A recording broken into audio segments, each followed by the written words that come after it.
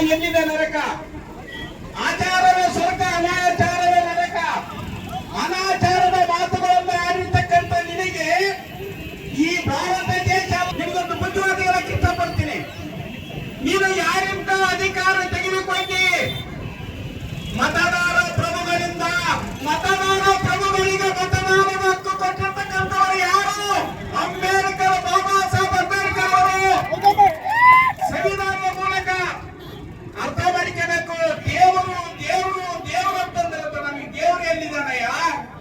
ದೇವರು ನಡೆಯಕ್ ಕೊಡಲ್ಲ, ನುಡಿಯಕ್ ಕೊಡಲ್ಲ, ಮಾತಾಡಕ್ ಕೊಡಲ್ಲ, ನಮಗೆ ಯಾವುದು ಕೊಡಲ್ಲ ಸಂದರ್ಭದಲ್ಲಿ ನುಡಿಯ ನಡೆಯನ್ನು ಕೊಟ್ಟಿರ್ತಕ್ಕಂಥ ಬಾಬಾ ಸಾಹೇಬ್ ಅಂಬೇಡ್ಕರ್ ಬಗ್ಗೆ ಮಾತಾಡ್ತೀಯ ನೀನು?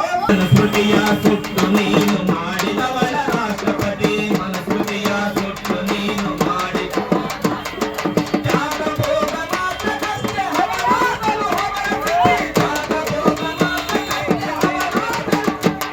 ದೇವರ ಹೆಸರುಗಳಲ್ಲಿ ನೀನು 3 ಸಲ ದೇವರು ಸ್ಮರಣೆ ಮಾಡಿದರೆ ಸ್ವರ್ಗ ಹೋಗ್ತಿ ಅಂತ ಅವನು ಹೇಳ್ತಾ ಇದ್ದಾನೆ. ಇವರು ಸ್ವರ್ಗ ನೋಡಿದ್ದಾರೆ, ಇವರು ದೇವರು ನೋಡಿದ್ದಾರೆ. ಮಧ್ವಾ ಜಾತಿವಾದಿಗಳು. ಇವತ್ತು ಬಾಬಾ ಸಾಹೇಬರು ಈ ದೇಶದ ಎಲ್ಲಾ ವ್ಯಕ್ತಿಗಳಿಗೆ, ಜನಸಾಮಾನ್ಯರಿಗೆ ಮತದಾನ ಹಕ್ಕನ್ನು ಕೊಡಿಸಿದ್ದರೆ ಇವನು ಗುಜರಾತ್ನಲ್ಲಿ ಗುಜರಿ ಮಾಡಿಕೊಂಡು ವ್ಯಾಪಾರ ಮಾಡ್ತಿದ್ದ. ಅದೇ ಮೋದಿ ರೈಲ್ವೆ ಸ್ಟೇಷನ್ ಚಹಾ ಮಾಡ್ತಿದ್ದ. ಮೋದಿ ಅರ್ಥ ಮಾಡ್ಕೊಳ್ತಾ ಇದ್ದ. ಇಂದಿಗೂ ಈ ದೇಶದ RSS ಬಿಜೆಪಿ ಕೋಮುವಾದಿಗಳು ಅಂಬೇಡ್ಕರ್ ಸಂವಿಧಾನ ಸಮರ್ಪಡಿಸಿದರು, ಅವರು ಅದರ ಒಪ್ಪಲಿಲ್ಲ, ಇಂದಿಗೂ ಒಪ್ತಾ ಇಲ್ಲ. ಆದ್ದರಿಂದ ನಾವು ಬಹಳ ಶಿವಕರು ಅಲ್ಪಸಂಖ್ಯಾತರು ಬಹುಜನರಾಗಿ ಬಹಳ ಎಚ್ಚರಿಕೆ ಇರಬೇಕು. ಇವರ ಹೋರಾಟ, ಇವರ ಮಾತುಗಳಿಗೆ ನಾವು ಅವಾಗ ತಕ್ಕ ಉತ್ತರ ಕೊಡಲೇಬೇಕಾಗ್ತದೆ ಅವರಿಗೆ.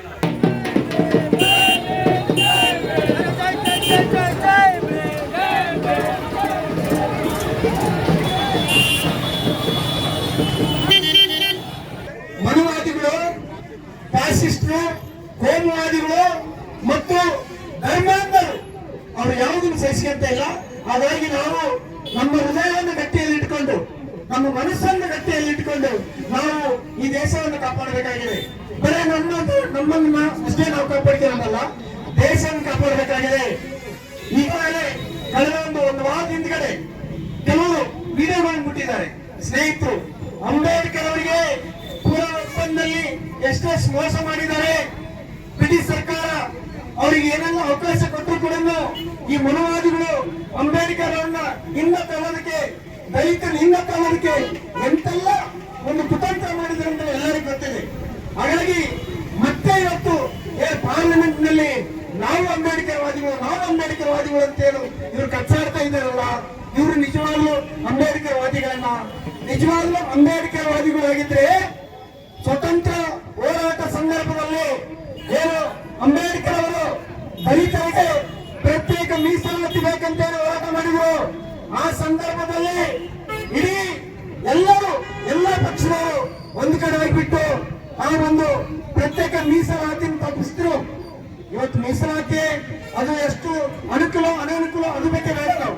ಹಾಗಾಗಿ ಐತಿಹಾಸಿಕ ಎಷ್ಟೆಲ್ಲ ಮೋಸ ಮಾಡಿದ್ದಾರೆ ಅವರು ಅನ್ನೋದ್ರ ಬಗ್ಗೆ ಎಲ್ಲ ಕೂಡ ಗೊತ್ತಿದೆ. ಸಂವಿಧಾನ ಶಿಲ್ಪಿ ಡಾಕ್ಟರ್ ಬಾಬಾ ಸಾಹೇಬ್ ಅಂಬೇಡ್ಕರ್ ಅವರಿಗೆ, ಸಂವಿಧಾನ ಶಿಲ್ಪಿ ಡಾಕ್ಟರ್ ಬಾಬಾ ಸಾಹೇಬ್ ಅಂಬೇಡ್ಕರ್ ಅವರಿಗೆ, ಡಾಕ್ಟರ್ ಬಾಬಾ ಸಾಹೇಬ್ ಅಂಬೇಡ್ಕರ್ ಅವರಿಗೆ ಜಯವಾಗಲಿ, ಜಯವಾಗಲಿ. ಡಾಕ್ಟರ್ ಬಾಬಾ ಸಾಹೇಬ್ ಅಂಬೇಡ್ಕರ್ ಅವರಿಗೆ. ಅವ್ರು ಹೇಳ್ತಾರೆ ನಮಗೆ ಈ ನೀವು ಅಂಬೇಡ್ಕರ್ ಹೆಸರನ್ನು ನಮ್ಮ ಹೇಳುವಷ್ಟು ದೇವರ ಹೆಸರಲ್ಲಿ ನಿಮ್ಗೆ ಪುಣ್ಯ ಪ್ರಾಪ್ತಿ ಆಗ್ತಿತ್ತು, ನೀವು ಸತ ತಗೊಂಡು ಹೋಗ್ತಿದ್ರಂತ. ಒಂದು ವೇಳೆ ನಾವು ಇಲ್ಲಿ ಮಹತ್ವದ ವಿಷಯವನ್ನು ಅರ್ಥ ಮಾಡ್ಕೊಳ್ಬೇಕು. ಏನಪ್ಪ ಅಂತಂದ್ರೆ ಅವರಿಗೆ ದೇವರೇ ಮುಖ್ಯವಾದ್ರೆ, ಅವ್ರಿಗೆ ದೇವರೇ ಶ್ರೇಷ್ಠವಾದ್ರೆ, ನಮಗೆ ಬಾಬಾ ಸಾಹೇಬ್ ಅಂಬೇಡ್ಕರ್ ಅವರು ಶ್ರೇಷ್ಠ ಅನ್ನೋದನ್ನು ನಾವು ತೋರಿಸಕ್ ಹೋಗ್ತಿದೀವಲ್ಲ. ಆದ್ರೆ ನಾವು ನಮ್ಮ ಪೂರ್ವಿಕರ ಇತಿಹಾಸವನ್ನು ಅರಿತುಕೊಳ್ಳುವಲ್ಲಿ ವಿಫಲರಾಗಿದ್ದೀವಿ. ಏನಂತಂದ್ರೆ ಪೆರಿಯಾರ್ ಅವರು ಮಾತಾಡ್ತಾರೆ, ದೇವರದಿಂದ ಸುಳ್ಳು, ಶಾಸ್ತ್ರ ಪುರಾಣ ಪೊಳ್ಳು, ನಮ್ಮ ಸ್ವಾಭಿಮಾನ ಶ್ರೇಷ್ಠ ಅಂತ ಪೆರಿಯಾರ್. ಆ ಪೆರಿಯಾರನ್ನ ನಿಜವಾದ ಇತಿಹಾಸವನ್ನ, ನಮ್ಮ ಪೂರ್ವಿಕರ ಇತಿಹಾಸವನ್ನ ನಾವು ಅರ್ಥ ಮಾಡಿಕೊಳ್ಳುವಲ್ಲಿ ವಿಫಲವಾದ್ವಿ. ಆದ್ರೆ ನಿಜವಾದ ಇತಿಹಾಸ ನಮ್ಮ ಬಾಬಾ ಸಾಹೇಬ್ ಅಂಬೇಡ್ಕರ್ ಅವರ ಇತಿಹಾಸ, ಅವರೆಲ್ಲವನ್ನು ಏನು ನಮ್ಮ ಪೂರ್ವಿಕರ ಇತಿಹಾಸವನ್ನು ಸಂವಿಧಾನದಲ್ಲಿ ತಂದುಕೊಟ್ಟಿದಾರಲ್ಲ, ಆ ಇತಿಹಾಸವೇ ನಮ್ಮ ನಿಜವಾದ ಗುರು, ಅದೇ ನಮಗೆ ದೇವರು. ಇವತ್ತೇನು ಅಮಿತ್ ಶಾ ನೀನು ಹೇಳಿದೆಯಲ್ಲ, ದೇವರೇ ನಮಗೆ ನಿನ್ನ ಮುಖ್ಯ ಆಗಿರ್ಬೋದು, ಆದ್ರೆ ನಮಗೆ ಇವತ್ತು ಬದುಕಕ್ಕೆ, ನಾವು ಜೀವಿಸೋಕೆ, ಇಡೀ ಸಮುದಾಯಕ್ಕೆ ನಮಗೆ ಹಕ್ಕುಗಳನ್ನು ಕೊಟ್ಟರೆ ಯಾರಿರುತ್ತೆ, ಅದು ಬಾಬಾ ಸಾಹೇಬ್ ಅಂಬೇಡ್ಕರ್ ಅವರು. ಅದು ಮತ್ತು ಭಾರತದ ಸಂವಿಧಾನ. ಹಾಗಾಗಿ ಈ ಸಂವಿಧಾನವೇ ನಮ್ಮ ಜೀವನ ಆತ್ಮ. ಈ ಸಂವಿಧಾನವೇ ನಮ್ಮೆಲ್ಲರ ಬದುಕು, ನಮ್ಮ ಉಸಿರು. ಹಾಗಾಗಿ ಸಂವಿಧಾನದ ವಿಚಾರಕ್ಕೆ ನೀವೇನಾದರೂ ಬಂದ್ರೆ ನಿನ್ನ ಮತ್ತು ನೀನು ಏನು ಮುಂದಿನ ದಿನಮಾನದಲ್ಲಿ ನಿನ್ನ ಎಲ್ಲ ಸೋಲನ್ನು ನೀನು ಅನುಭವಿಸಬೇಕಾಗ್ತದೆ. ಮುಂದಿನ ದಿನಮಾನದಲ್ಲಿ ಪ್ರಜ್ಞೆಯಾದ ದಲಿತರು, ಶೋಷಿತರು, ಇನ್ನಿತರ ಎಲ್ಲಾ ಸಮಾಜದ ವರ್ಗದವರು ನಿಮಗೆ ಚುನಾವಣೆ ತಕ್ಕ ಪಾಠ ಕಲಿಸುವ ಮುಖಾಂತರ ನಿಮಗೆ ತಕ್ಕ ಶಾಸ್ತಿಯನ್ನು ಮಾಡ್ತೇವೆ ಅಂತೇಳಿ ಈ ಸಂದರ್ಭದಲ್ಲಿ ನಮ್ಮೆಲ್ಲರಿಗೂ ಕರೆ ಕೊಡ್ತಾರೆ. ದೇವರ ಹೆಸರನ್ನು ಹೇಳುವುದರ ಮುಖಾಂತರ ಸ್ವರ್ಗ ಸಿಗುತ್ತೆ ಎಂಬ ಮಾತನ್ನ ಮಾನ್ಯ ಅಮಿತ್ ಶಾ ಅವರು ಈ ಹೇಳಿಕೆಯನ್ನು ನೀಡುವುದರ ಮುಖಾಂತರ ಇಡೀ ರಾಜ್ಯಕ್ಕೆ ಆಗಿರಲು ಇಡೀ ದೇಶಕ್ಕೆ ಅವಮಾನ ಮಾಡಿದ್ದಾರೆ. ಬಂಧುಗಳೇ, ಇಂಥ ವ್ಯಕ್ತಿಗಳು ಈ ನಮ್ಮ ದೇಶದಲ್ಲಿ ಮೊದಲು ತೊಲಗಬೇಕು. ಅವ್ರು ಯಾಕೆ ತೊಲಗಬೇಕಪ್ಪ ಅಂದರೆ ಅವರಲ್ಲಿರ್ತಕ್ಕಂಥ ಬರೀ ಮನೋವಾದವನ್ನು ತುಂಬಿಕೊಂಡಿದ್ದಾರೆ. ಏನಪ್ಪ ಅಂದ್ರೆ ಅಂಬೇಡ್ಕರ್ ಅವರು ಬರೆದಂತ ಈ ಸಂವಿಧಾನದಿಂದ ನಮ್ಮ ಬದುಕು ಹಸನಾಗಿದೆ. ನಮ್ಮ ಬದುಕು ನಾವು ಇವತ್ತೇನು ಎಲ್ಲರೂ ವಿದ್ಯಾವಂತರಾಗಿ ಈ ಹೋರಾಟ ಮನೋಭಾವವನ್ನು ಹೊಂದಿಕೊಂಡಿರೋದಕ್ಕೆ ಕಾರಣ ಅಂಬೇಡ್ಕರ್ ಅವರ ತಪ್ಪಾಗಿತ್ತು. ಬಂಧುಗಳೇ, ಈಗ ನಾವು ಶಿಕ್ಷಣವಂತರಾಗಿ, ಆರ್ಥಿಕವಾಗಿ, ರಾಜಕೀಯವಾಗಿ ನಾವೇನು ಮುಂದೆ ಬರ್ತಾ ಇದ್ದೀವಲ್ಲ, ಇಂಥವ್ರನ್ನ ನಮ್ಮನ್ನ ಮುಂದೆ ಬರಲೇಬಾರ್ದೆಂಬ ಉದ್ದೇಶ ಈ ಬಿಜೆಪಿಯಲ್ಲಿ ಇರತಕ್ಕಂತ ಕೆಲವು ನಾಯಕರಲ್ಲಿದೆ. ಬಿಜೆಪಿ ಕೋಮುವಾದಿಗಳಿಗೆ ಧಿಕ್ಕಾರ,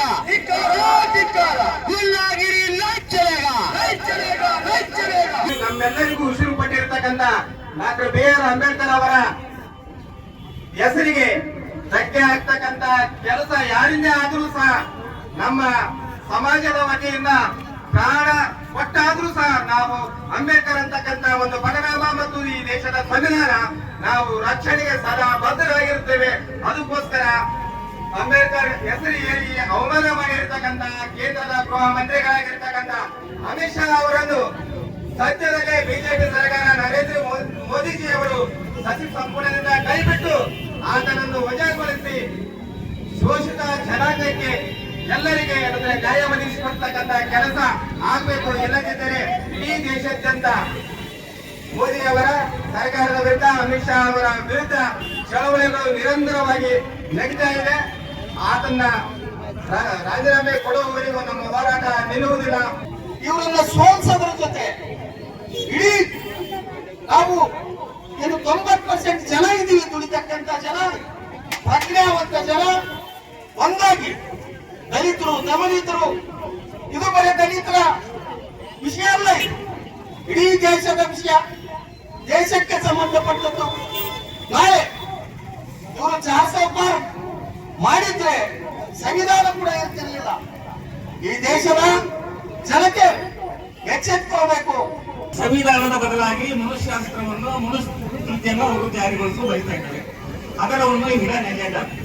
ಅದಕ್ಕಾಗಿ ಹಿರಿಯರೇ, ನಾವೆಲ್ಲ ಇವತ್ತು ಒಗ್ಗಟ್ಟಾಗಿ ಇವರ ಒಂದು ಏನು ಹಿಡನ್ ಎಜೆಂಡಾ ಇದೆ ಅದನ್ನು ನಾವು ಜಾರಿ ಆಗ್ಲಿಕ್ಕೆ ಬಿಡುಗಡೆ ಒಗ್ಗಟ್ಟಾಗಿ ಅದನ್ನು ಸರಿಪಡಿಸಬೇಕಾಗಿದೆ. ಪ್ರಾಮಾಣ್ಯ ಎನ್ನುವ ಒಂದು ಬುದ್ಧಿಯಿಂದ ಮಾತಾಡ್ತಾರಲ್ಲ, ಅವರಿಗೆ ನಾವು ತಕ್ಕ ಪಾಠ ಕಲಿಸಬೇಕಾಗಿದೆ. ಬುದ್ಧಿಜೀವಿಗಳು ಈ ರೀತಿಯ ಹೋರಾಟಗಳು ಇದೀಗ ನಿಲ್ಲೋಲ್ಲ. ಒಂದು ವೇಳೆ ಆ ಒಂದು ಗಡಿಪಾರಾಗಿರ್ತಕ್ಕಂಥ ವ್ಯಕ್ತಿ ಕೂಡಲೇ ಅದನ್ನ ಕೇಂದ್ರ ಸರ್ಕಾರ ನಿರ್ಧಾರ ಮಾಡೋದನ್ನ ಸಚಿವ ಸ್ಥಾನದಿಂದ ಕೆಳಗಿಳಿಸಬೇಕು. ಅವನು ಯಾವುದೇ ಹುದ್ದೆಯನ್ನು ನೀಡಬಾರದು.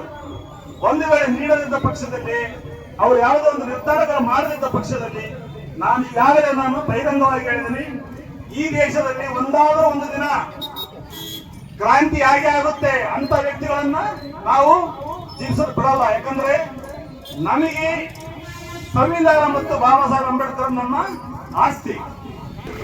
बाबा साहब इंसान की बॉडी का एक बहुत बड़ा पार्ट है हिंदुस्तान में हर जीने वालों के लिए। जो इंसान की बॉडी का जो अंदर का दिल धड़क रहा है वो दिल बाबा साहेब भीमराव अंबेडकर है। ಮತ್ತಷ್ಟು ವಿಶೇಷ ವಿಡಿಯೋಗಳನ್ನು ನೋಡಲು ಮತ್ತು ಹೊಸ ವಿಡಿಯೋಗಳ ಬಗ್ಗೆ ತಿಳಿಯಲು ಈ ದಿನ .com ಯೂಟ್ಯೂಬ್ ಚಾನೆಲ್ ಸಬ್ಸ್ಕ್ರೈಬ್ ಮಾಡಿ ಮತ್ತು ಬೆಲ್ ಐಕಾನ್ ಕ್ಲಿಕ್ ಮಾಡಿ.